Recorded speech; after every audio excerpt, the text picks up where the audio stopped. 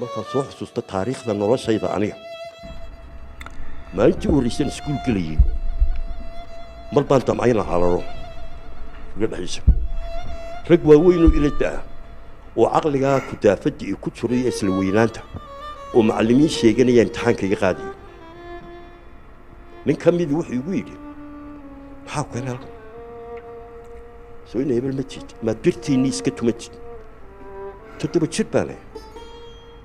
bal ka warran ummadda intii meesha joogtay oo aamusiin lahaydna qosol bay qawladii wada waaxeen ilmada intaa leeg maxaa ku dhici kara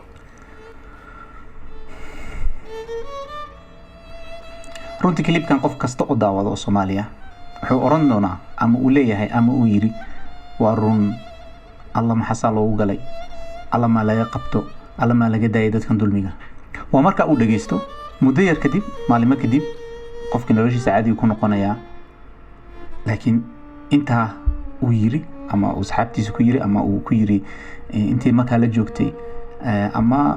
ma dhaafsiisno action ma qaadayo وما أرك واحد وحويني نوياه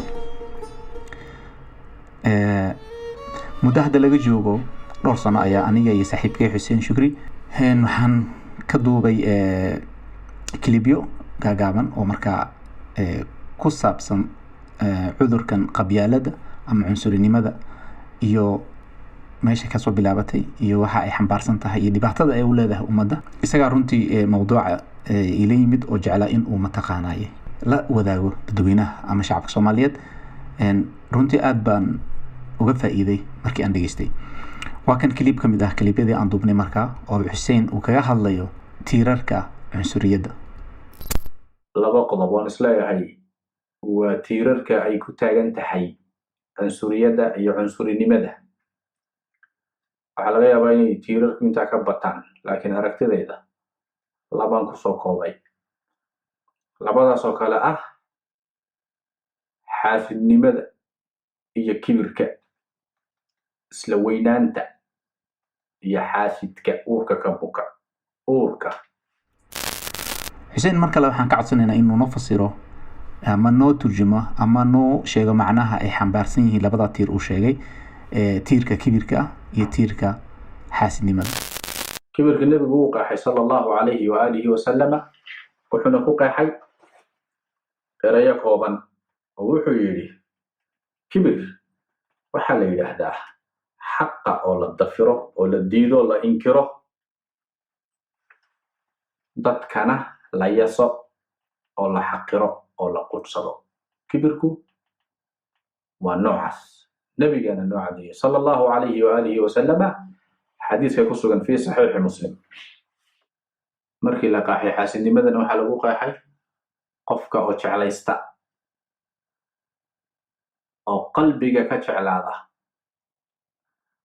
ama qalbiga ka naca ruuxan waxa uu Ilaahay siiyay ee ah dheeraad ama maal aqoon karti awlaad caruur oo Ilaahay wuxuu siiyay badiidaysa qofkani in la siiyo waxa jeclaanaysaa inuu Ilaahay waxa soo dhan ka gubo ay ka madhaan ama adii lagu soo wareejiyo si kale ku badbaadi maysid si kale ku caafimaad maysid runtii waan fahnaa malayna macnaha kibirka macnihiisu sheekhu wuxuu yiri waa in la qariyo xaqa dadkana la yeeso waa laba yani tiirkaasi waxa uu xambaarsan yahay ama macnaha uu xambaarsan yahay kibir waxa weeye waa laba wax waa adoo xaq qariya iyo sadadka ilaahan igu dhaashay ninkaas waxa uu ka sheeganaya marka la soo koobo hadalkiisa waxa weeyaan waa isagoo la dulmay oo xaqiisa aan la siinin oo xaqi Ilaahay uu isaga siiyay inuu dadka la siman yahay laga xoofiyay anoo maxamed oo inta leeg oo inta shaqeynayay oo da'daasha oo maanta wali kala haya inaan madax qayb gaadhin maxaa laygu reebay ma aqoonba kuwan wuxuu dhigay baa madaxweyne u tartamaya macallin hadii la sheego saxaafadana waa la yaqaanaa waxa laygu reebay waxa weeyaan waa haybsooc maan gamceen haddaan noqon ku hadho laakiin hadda anoo faraxsan baan seexdaa bus waxa laygaga dheeriyey waa systemka u xun ee qabyaaladda iyo in lagu yani la yasay qofka uu yahay shakhsiga uu yahay maadaama uu ka soo jeedo qabiil magaca yani lagu caayay ama yani lagu been abuurtay waxaan ku idhahaa nidaamka lagu shaqeeya caruurtayda aan ku idhahaa maaha nidaam saxa buuggan dheer ee maaragtay dastuurka arkaysaan waxba kama jiraan baa ka saxi waa 8 qodob 8 qodob baana laynagu dhaqaa dad badan oo kala dulmanin way jiraan meel kastoo af Soomaali laga hadlay 8 lagu dhaqaa waxaan noolaadu qabiilku haba sheegaysanaan ha soo qaadin cadaalad laangaab ha iska jooga halkiisa haweenna daaba warkeeda haybtii tira leh ee halkaa degan un baa talinaysa dadkaas marka saas ah ya haddana ilaahay gacmaha u taagaya oo leh ilaahayow dhibka naga dulqaad ilaahayow abaarta naga dulqaad ilaahayow yani janno nagi yani waxay noqonaysaa wax isdiiday wax ma taqaanaaye yani inuusan ilaahay ogeyn waxa dadkan ay sameynayaan oo kale ayay ula dhaqmayaan ilaahay oo ah ilaahay wuxuu ku amray in dadka loo cadaalad falo ilaahay wuxuu amray in xaqa la sheego oo aanan xaqa la qarin marka aad Soomaali maanta yani waxa ka jira guud ahaan waa garanaynaa in lagu qaybsado waxyaabaha Soomaaliga yaala haday noqoto madaxtinimo haday noqoto wax kasta qabiil hadii awooyaasheen ay marka dulmi galeen anagi generation ka dambeeya dulmigaas ayuu dhaxalsiinay u dhiibay si qabo sidaan u socota arinta ka leehini yani in la soo dardaaran ahaan baan loogu dhiibay waxan reerka waa sidaas bay ahaanaysa arintu labada wax uu xambaarsan yahay waa labada wax uu ka sheeganaya maanta ninka walaalkeena runtii waa wax naxdin leh aniga ahaan waxaan aaminsanahay Soomaalida dhib kale ma haysto dhul ilaahay fiican buu siiyey bad fiican buu siiyey eebaha ugu dhaadheer ka mid ah Afrika wuxuu siiyey dhul beeraad laba wabi nimca xag ilaahay ka timaado oo natural ah oo loo dhameystiray haddana 30 sano ma harsan laanahay waxaa jira clip kale oo aan YouTube ka helay oo ay sheeko uu noo sheegaya Abwaan Hadraawi asaga iyo sheeko dhex martay Cumar Dhuule asla daawano Cumar Dhuule yani Soomaali maalmaha kamid ah National Theatre kii Muqdisho iska nin buu ahaa xaqiiqadan aqbalay xaqiiqadan walayskan ayaan darada dulmiga aqbalay oo inta la caayo la oranaya kana tahay mid gaan baa tahay kana kama cadoo jirin oo hatta de wasiir dhiban la qofku isagu xaqiiqa jirto ayuu de ay ku khasatay inuu aqbalo taasa u fudud maradaanu meel kale uga baxsan karay inuu iska qoslo يعني صبر كان عجيب كان لا ياب كله ما دي دبو مد اسمع كانوا نقف كجردي دي هو سيده انا سو جعلينو كي بعد كلمه كويلو راسو حلاقه عمر ما تحرق شي ما تعلون جيرين ما انت كو دعي maxaan u cadhoon waay waa tusaale la yaab leh wuxuu yiri maxaan u cadhoon waay falcaan adigu maalin qura mid kaan noqo baaskil dadka markuu u sheegay qisada abwaanka way qoslayaan yani waxaan ku sheegayaa Soomaalidu dulmigan uma arkaan inuu dulmi yahay سبحانك يا عظيم وأرهن أديرك أيام ضرّوا وينو علص تدوي سكوس ليانو ويفضل يانو ويدا يرسنا والله إن أنا بين شيء إن ديل كي ووبو حاوين أنا سيدا هانين وقتي أن فوقين والله عقاب إيمانيس وعقاب إيمانيس ميت فضود ما هي وتي كل عيش تحت كبح إلا توقعين بعد ولا شو هذا واحد توقعين لا يلعبوا واريلا هاي لما مرهيه وارسبر كيس واديري هاي واربحنا ندي سوي دير تهاي لكن قعدوا بربيد على صادو فردوا أيه تبعتوا لقوا سيدي ماي سيدا إسقى سعته أفضل سنة بالقول ودعاه وعقابتي كل عشرة بني آدم كذا كهرية تعرف سيدا سولارك oo inta fadhiday idinku qaata oo ku amal fala waxa sayid faran fuliya oo faafiya oo ku dagaalama nin baxsanaya ma jiro nin baxsanaya ma jiro ka aamuska aad ka aamustay weeyaa ka keenaya ciqaabta ilaahay iyo caadadiisa aad ka aamustay mid rumaysanna iska badaayo ku dhaqmo oo lala yaabo weyaan mataqaana qofkan ee dulminayaan uma arkaan inuu dulmi yahay haddii maanta qof Soomaali lagu cunsuriyeeyo wadamadan u yimid uu qaylinaya waa cabadaya waxaas ka sii daran in ilaahay meelihii aynu u soo qaxnay markii dhibkana la gaarsiiyey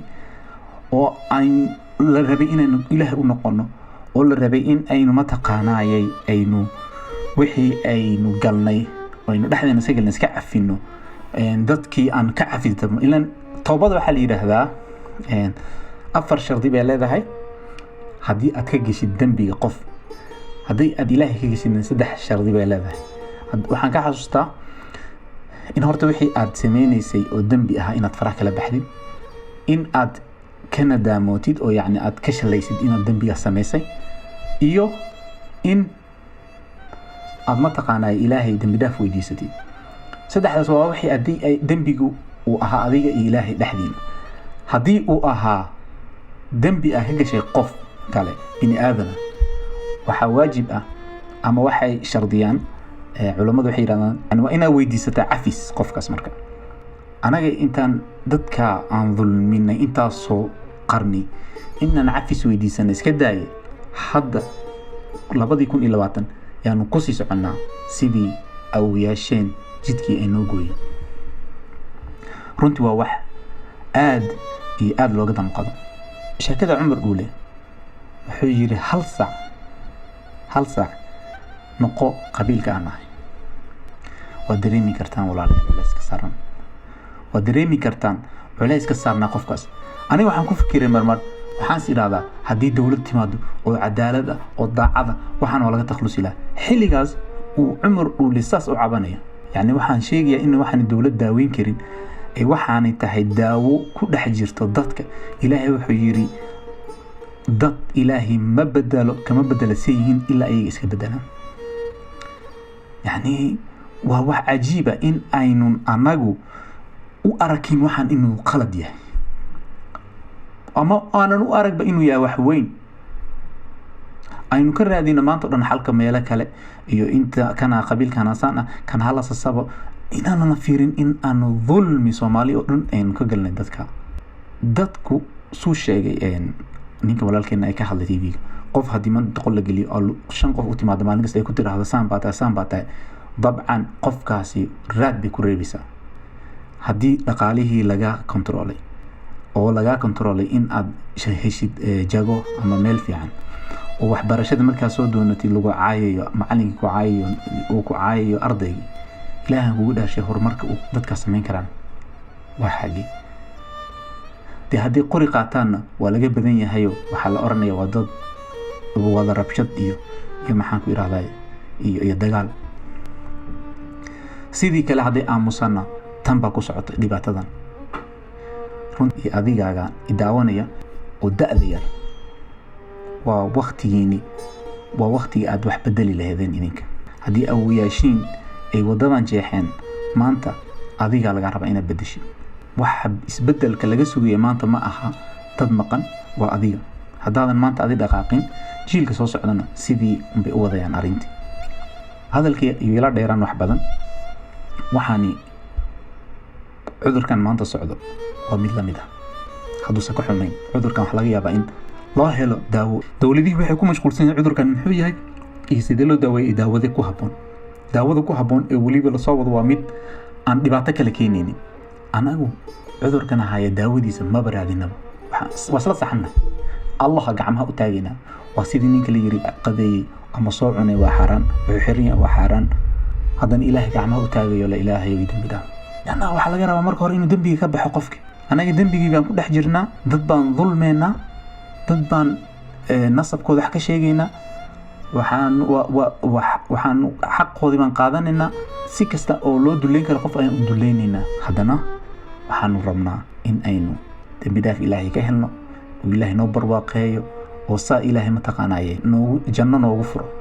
إلهي دول وانا دجيه قروح بدن في عن معان لكن هو اتحاميا ورميانا عقل لهن أفلا يتدبرون القرآن ما نقصنا أخرين لنا ورد من هو سوق قرآن كسوق أنت كذا بلا حاجة وحنجرين وين الكبر إنه نوجر والكبر كيس كده يوم مضي هي أنت صانو لوكر الآية هذا الكوحبي يولد ديران تذكينا يرير إذن كان يلقى سياس بدل تذكي هرادي وح بدلي وايين ما أنت واد توكديني هو كان قبته وحان سوس عدي أذا لا يعرف إنا جيبيسيد سلسلة صوحنا لحظة كلفته جبية سيسن وسي سعن ما أنت تصل كسوق قبيننا برنامجك باش كده وانا يسدون واجنالكي سعيد غالب أنا ينو سعيد غالب وحمد لله هاي وإنه برنامج كله وكانوا كلامي ده